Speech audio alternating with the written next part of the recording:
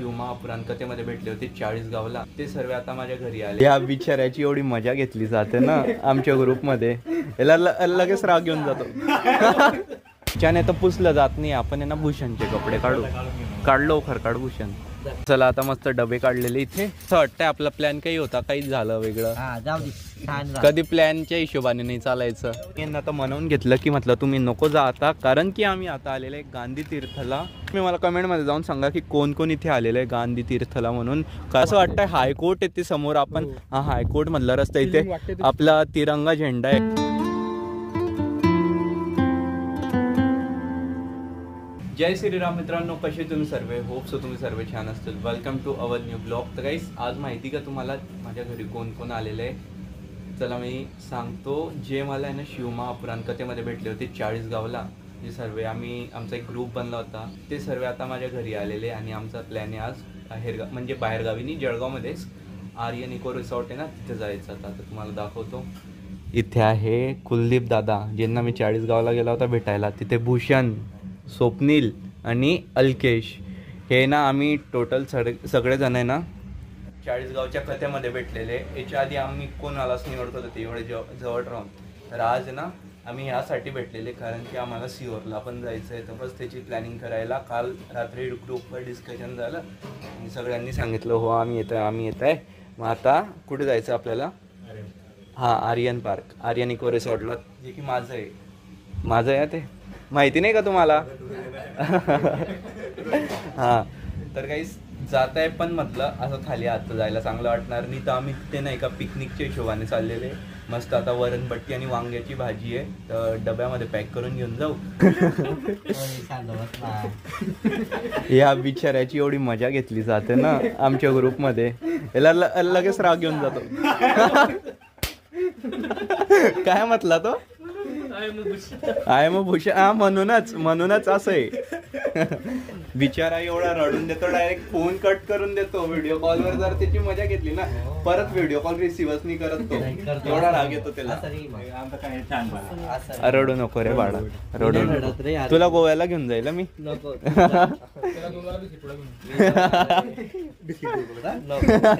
काही इथे ना आता मस्त डब्बा वगैरे पॅक झालेला आहे. वांग्याची भाजी, भात, वांग्याची भाजी असं आहे. आणि इथे बट्टे आहे. त्यानंतर नाही, या बट्टे आहे या घरच्यासाठी. याच्यात वरण आहे आणि याच्यात तूप आहे. वाव. जळगावमध्ये सध्या ना एवढं गरम व्हायला लागलेलं आहे ना, कारण की उन्हाळा सुरू झालेला आहे. आणि वरतून ही धूळ, एवढी घाण धूळ बसते ना, कारवर म्हणा किंवा बाईकवर म्हणा, पूर्ण भरून जाते. तर आहे ना आता आहे ना मी काय म्हणतो, याच्याने तर पुसलं जात नाही. आपण आहे ना भूषणचे कपडे काढलो खरकाड भूषण. अरे नाही रे. बघा सगळेजण आहे ना कारमध्ये जाऊन बसून गेले, पण ज्याचा मोबाईल आहे ना तो सुद्धा कारमध्ये जाऊन बसून गेला आणि मोबाईल घरी विसरत होता. कोणाचा आहे हा? डिक्कीट ठेवून देऊ.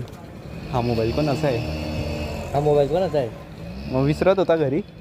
तर आता आम्ही निघालेले जायला. आमचा आहे ना मध्येच प्लॅन बनला होता की आम्हाला जायचं नंदीग्रामला, पण मध्ये आठवलं यार तिकडे टोल टॅक्स लागतो भयंकरवाला आणि खूप दूर पडून जाईल. भुसावळच्या पुढे थोडं ते म्हणे की आम्हाला लवकर पण जायचं हे म्हटलं चला आर्यन पार्कला जाऊ. हा भाऊ म्हणतोय पद्मालयला जायचं.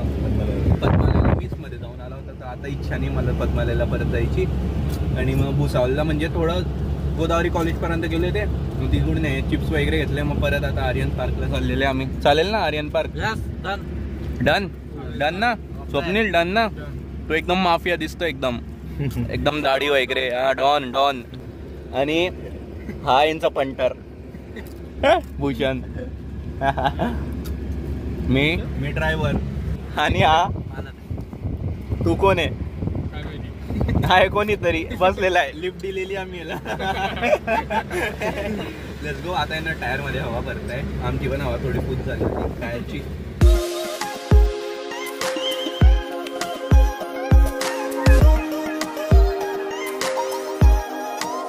आम्ही आलेले गिरणा पंपिंगला. ॲक्च्युली ना इथेच वरती आर्यन इको रिसॉर्ट आहे, तर तिकडे आम्ही गेले होते. तर ते म्हणे की ना इथे म्हणे बाहेरून जे टिफिन आणतं ना ते अलाउड नाही. म्हटलं भाई हे काय विषय झाला इको रिसॉर्टमध्ये? तर आम्ही उलट एंट्री फी पण पे करता येते. ते म्हणे तसं काही अलाउड नाही म्हणे, इथे टिफिन वगैरे नाही चालणार.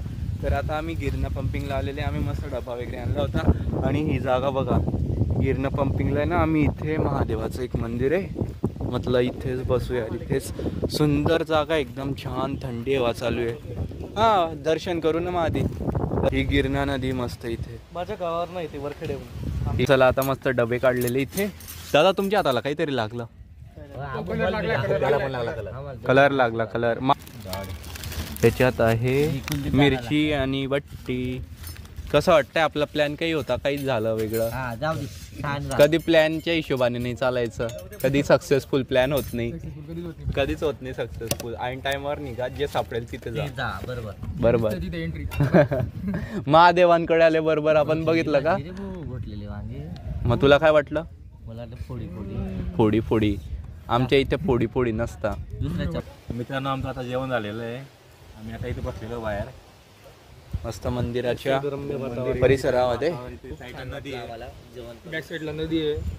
आता आम्ही जेवण करत होतो त्या ठिकाणी लोकांचं जेवण स्वाद घेत आहे. अच्छा, बघा इथे ना काही लोक बसलेले होते, आमचं उरलेलं होतं खूप जेवण. तर आम्ही त्यांना आधी पण बोलवलं, ते तेव्हा नाही म्हटलं. मग त्यांच्या दुसऱ्या माणसाला सांगितलं, त्यांनी त्यांच्यापर्यंत पोचवलं. मग ते सगळेजण आले जेवायला. आता ते तिथे जेवत आहे, तोपर्यंत आम्ही इथे बसलेले झाडाच्या सावलीमध्ये. शर्ट असंही खराब झालेलं आहे. चलायचंय. तुम्ही झोपा इथे, आम्ही येतो तुम्हाला उद्या घ्यायला. काय हा ना, तुम्हाला पॅन्ट नाही होते का, त्याने पण फाटलेली घातली, तुम्ही पण फाटलेली. कपडे नाही का, आम्ही घरी तू कपडे घेऊन चल. चल चल चला बस. शब्द माझा असेल, पैसा तुमचा असेल. बस ये बात कडक काय येण्यासाठी आता रस्ता पूर्ण खणलेला आहे. आधी तर आम्ही जेव्हा आले होते आणि पूर्ण गाडी घेऊन आले होते. दादा हे पकडा, आता पकडा नाही बाई, एवढूशा रस्त्यावर नाही जावं लागणार. वरती क्रेन आहे, द्या. चला, यांना उचला ना, यांना उचला याच्यात.